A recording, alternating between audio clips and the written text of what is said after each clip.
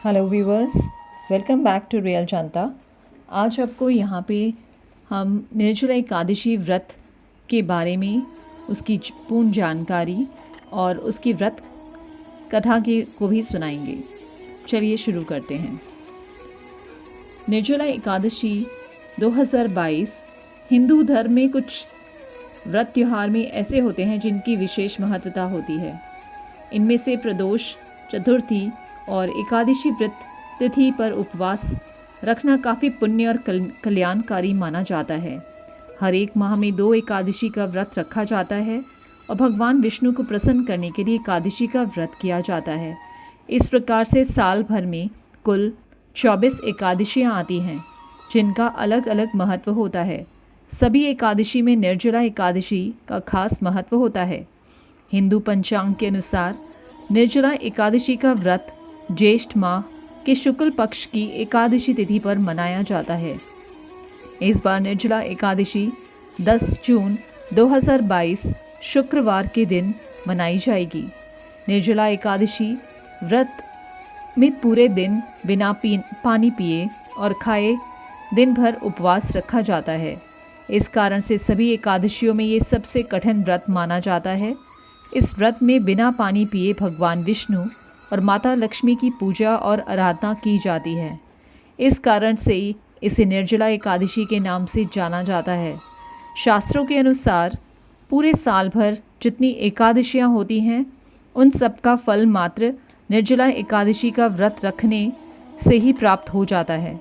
एकादशी व्रत स्वयं विष्णु प्रिया हैं, इसलिए इस दिन निर्जला व्रत, जप, तप, दान, पुण्य करने से प्राणी श्रीहरि का सानिध्य प्राप्त कर जीवन मरण के बंधन से मुक्त होकर मोक्ष को प्राप्त करता है।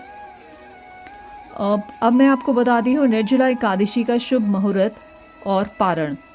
एकादशी तिथि का शुभारंभ 10 जून 2022 सुबह 7:25 पर होगा। एकादशी तिथि का समापन 11 जून 2022 सुबह 5:45 पर। पारण का समय होगा सवेरे 5:49 से 8:29 तक। चलिए आज अब आपको बताते हैं निर्जला एकादशी पर दान का क्या महत्व है। एकादशी पर स्नान, पूजा और दान करने का विशेष महत्व होता है। निर्जला एकादशी पर सबसे ज़्यादा पुण्य प्राप्त करने वाला दान जल और घड़े का दान करना सर्वश्रेष्ठ माना गया है। इसके अलावा इस दिन अनाज, कपड़ा, छाता, पंखी, फल और मिठाई का दान भी किया जाता है। और अब आपको बताते हैं कि इस दिन हम क्या करें। Let's start. एकादशी पर सूर्योदय से द्वादशी तिथि के सूर्योदय तक निर्जल व्रत करने का विधान होता है।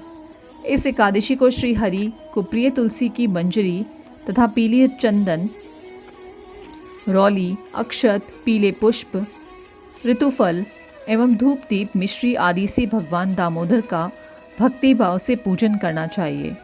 एकादशी के दिन गीता का पाठ, विष्णु सहस्त्र नाम का पाठ एवं ओम नमो भगवते वासुदेवाय का जप करना चाहिए।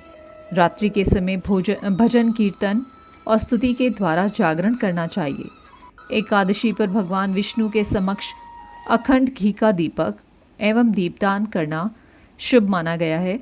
इसलिए इसके अलावा शाम के समय घरों में, मंदिर, पीपल के वृक्षों तथा तुलसी के पौधे के पास दीप प्रज्वलित करना चाहिए। ये व्रत ज्येष्ठ मास में पड़ने से के कारण इस दिन गर्मी से राहत देने वाले शीतल वस्तुओं का ही दान करना चाहिए। इस दिन गोदान, वस्त्रदान, छत्र, जूता, फल आदि का दान करना बहुत ही लाभकारी होता है। और हमें इस दिन क्या नहीं करना चाहिए, वो है एकादशी तिथि पर लहसुन, प्याज, मांस, मछली, अंडा तथा तामसिक आहार के सेवन से भी दूर रहना चाहिए। एकादशी के दिन दोपहर के समय सोना नहीं चाहिए।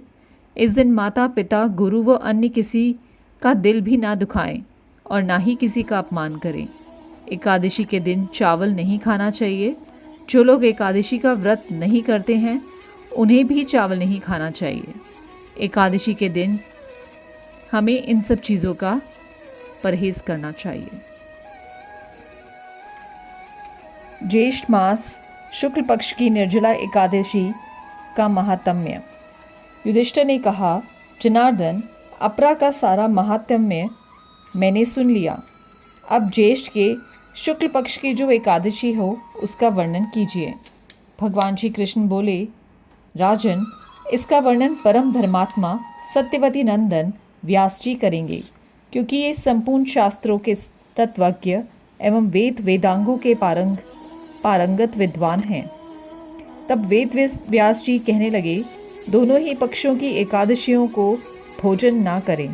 द्वादशी को स्नान आदि से पवित्र होकर फूलों से भगवान केशव की पूजन करके नित्य कर्म समाप्त होने के पश्चात पहले ब्राह्मणों को भोजन देकर अंत में स्वयं भोजन करें।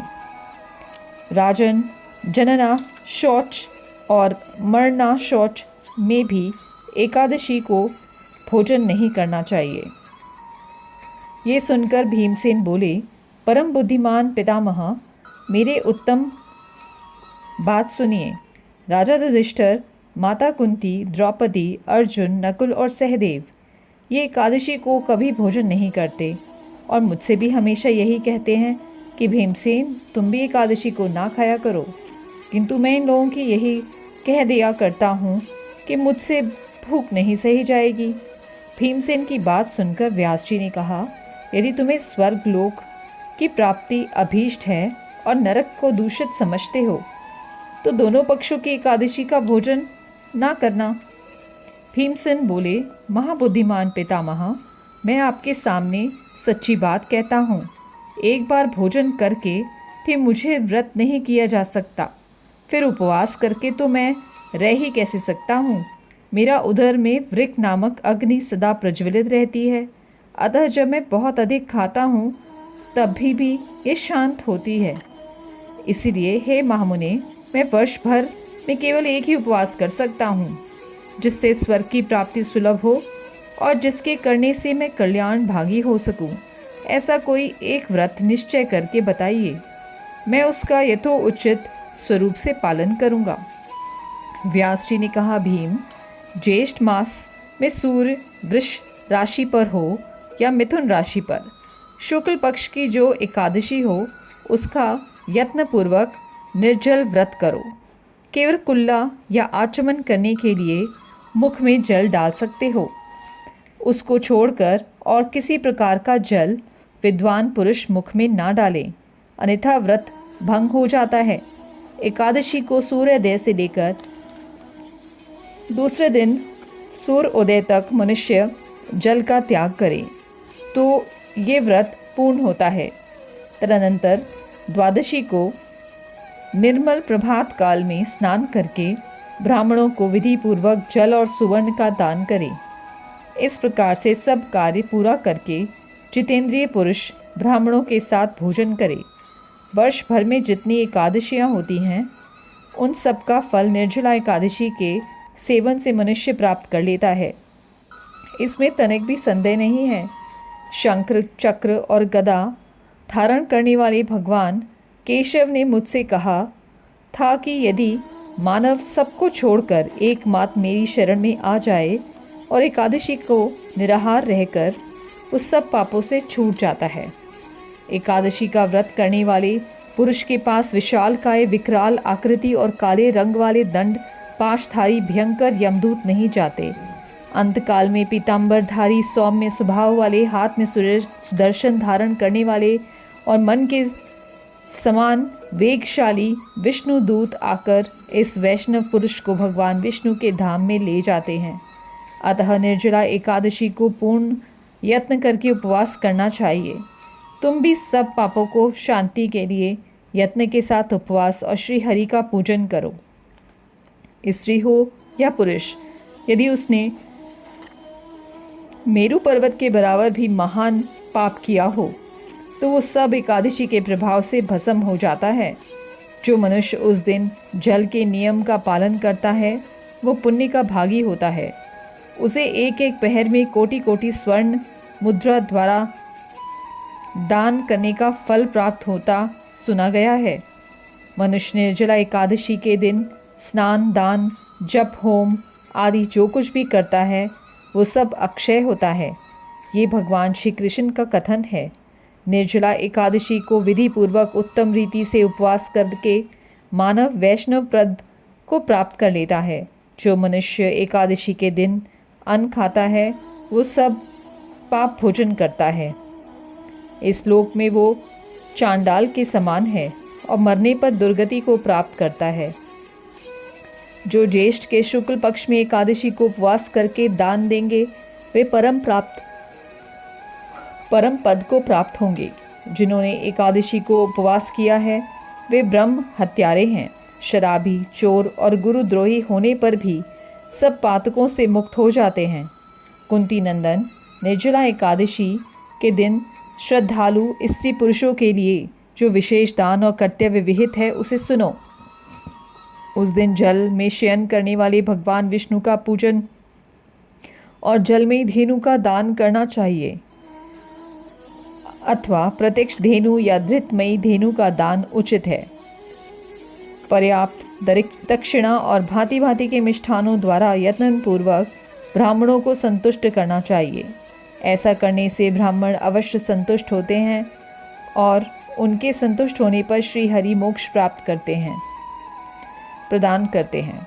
जिन्होंने शम, दम और दान में प्रवृत्त हो श्री हरि की पूजा और रात्रि में जागरण करते हुए इस निर्जला एकादशी को व्रत किया है, उन्होंने उस दिन अपने साथ ही बीती हुई 100 पीढ़ियों को और आने वाली 100 पीढ़ियों को भगवान वासुदेव के परम धाम में पहुंचा दिया है। निर्जला एकादशी के दिन अन्न, वस्त्र, गौ, जल, शैया, सुंदरासन, कमंडलू और छाता दान करना चाहिए। जो श्रेष्ठ एवं सुपात्र ब्राह्मण को जूता दान करता है वो सोने के विमान पर बैठकर स्वर्गलोक में प्रतिष्ठित होता है। जो इस एकादशी को महिमा को भक्तिपूर्वक सुनता तथा जो भक्तिपूर्वक उसका वर्णन करता है वे दोनों स्वर्गलोक में जाते हैं। चतुर्दशी युक्त अमावस्या को सूर्य ग्रहण के समय श्राद्ध करके मनुष्य जिस फल को प्राप्त करता है वही इसके श्रवण से भी प्राप्त होता है। पहले दंत धावन करके ये नियम कर लेना चाहिए कि मैं भगवान केशव की प्रसन्नता के लिए एकादशी को निराहार रहकर आचमन के सिवा दूसरे जल का भी त्याग कर दूंगा। द्वादशी को देव देवेश्वर भगवान विष्णु की पूजन करना चाहिए।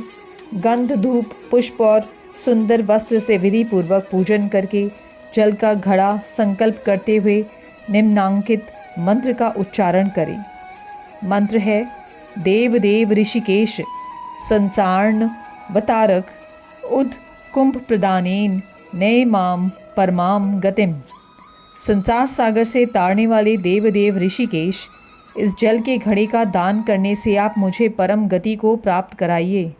भीमसेन ज्येष्ठ मास में शुक्ल पक्ष की जो शुभ एकादशी होती है उसका निर्जल व्रत करना चाहिए तथा उस दिन श्रेष्ठ ब्राह्मणों को शक्कर के साथ जल के घड़े दान करना चाहिए। ऐसा करने से मनुष्य भगवान विष्णु के समीप पहुंचकर आनंद का अनुभव करता है। तत्पश्चात द्वादशी को ब्राह्मण भोजन कराने के बाद स्वयं भोजन करे। जो इस प्रकार पूर्ण रूप से पाप नाशनी एकादशी को व्रत करता है वो सब पापों से मुक्त होकर अनामय पद को प्राप्त होता है। ये सुनकर भीमसेन ने भी इस शुभ एकादशी का व्रत आरंभ कर दिया। तब से ये लोक में पांडव द्वादशी के नाम से विख्यात हुई। ओम नमो भगवते वासुदेवाय। ओम नमो भगवते वासुदेवाय। ओम नमो भगवते वासु